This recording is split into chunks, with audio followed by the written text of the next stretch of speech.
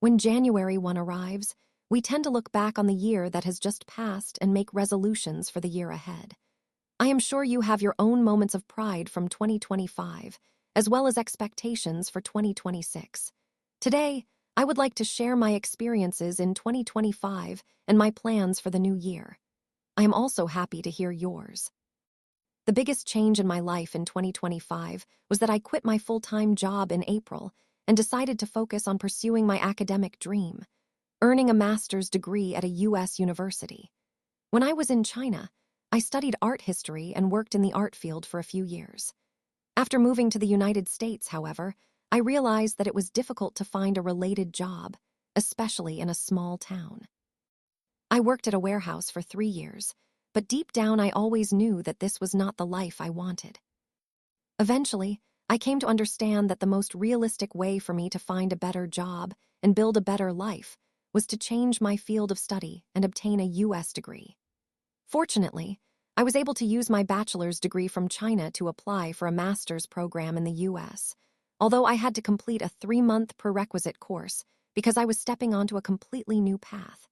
It has not been easy, but I am determined to do my best. So far, in addition to the prerequisite course, I have successfully completed 2 official graduate courses. In 2026, I will be taking 6 more courses, which will be my most important goal for the new year. Wish me good luck.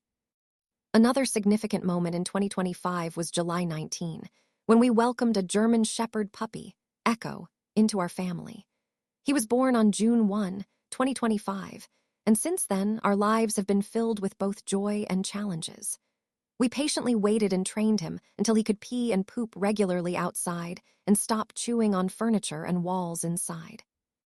Because he was overly excited around other dogs and people, we even sent him to a professional training center for a 2-week basic training program. Echo is a good boy and has brought us a great deal of happiness, but he still needs ongoing training, which will certainly remain one of our priorities in 2026. Healthcare is another ongoing and never-ending topic for everyone. We must take care of ourselves and try our best to stay as healthy as possible, especially by managing any chronic conditions and maintaining appropriate exercise routines. One advantage of raising a dog is that I am forced to go outside more often.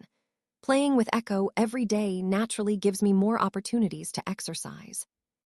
I also hope to eat less and lose some weight, which I believe is one of the most common New Year's goals, and also one of the hardest to achieve.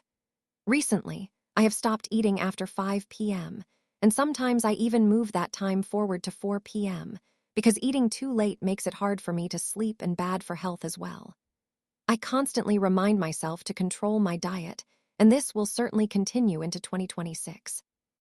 I am sure many of you have travel plans for the new year, and I am genuinely happy for you. Although I love traveling, I keep telling myself that I should wait until I graduate and find a full-time job.